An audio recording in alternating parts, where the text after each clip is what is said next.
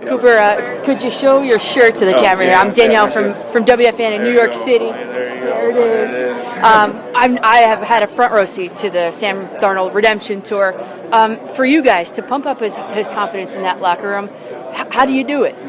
Well, one, he doesn't need us to do that. But everyone here is all for the guy next to him. Right? There's not like we all want to raise up the guys around us, the guys we're playing with, and we have a belief in each other.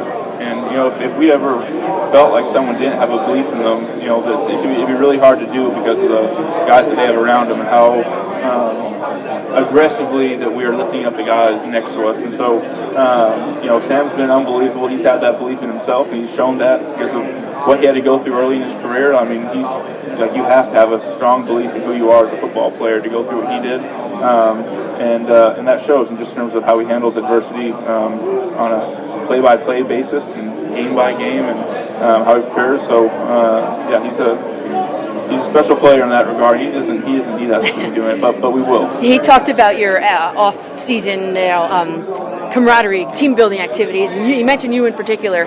What does that look like at the NFL level? I coach high school football, he wanted to throw. We wanted to get together and throw in the off-season. Okay. And I was like, okay, well, school wants to throw. It's great, but I can't just be like one or two guys.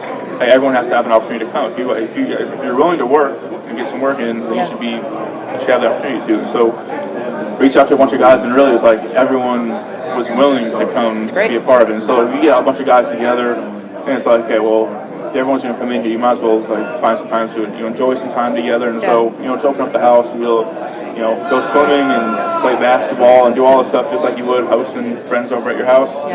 Did a nice dinner together and things like that. So it's just been time. Even reflecting on your time in LA, I feel at New York we have a front row seat to it, but this popcorn culture, this immediate gratification of quarterbacks drafted high, could you just give your insight onto that? Yeah, well, I mean that's a position that has an expectation put on it that is very unrealistic, I think. Right. And people will write guys off really early, but there's so much that goes into that position, and it takes some time. I mean, I know one of the things that Matthew Stafford talked about in his early years, and he threw a lot of interceptions early on, but he said one of the coolest things was his OC coming to him and telling him as a rookie, I don't care how many interceptions you throw, I don't care what happens, you go out there, we're going to prepare, we're going to coach you, when it comes to game day, you go out there and let it rip, and then we'll meet the next day and we'll go over it, we'll figure it out, and we're just going to keep moving forward.